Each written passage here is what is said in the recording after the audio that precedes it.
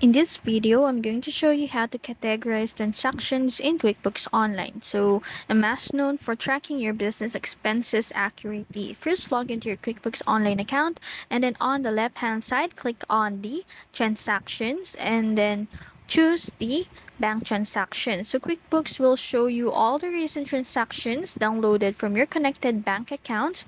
And to categorize, you can simply click on transactions under category, choose where it belongs like office, supplies, advertising, meals, and entertainment or utilities. And also you can also add a vendor name, customer, or note if needed. If the transaction is recurring like a monthly subscriptions, you can even set a rule to auto categorize it in the future. So just simply click the rule and then create a rule or new to automate that, and then once done, click confirm to save the changes. So do this for each transactions until everything is sorted, and your books will stay neat and accurate. And that's it. You've now categorized transactions in QuickBooks Online like a pro. If you found this video helpful, don't forget to like, share, and subscribe to the YouTube channel.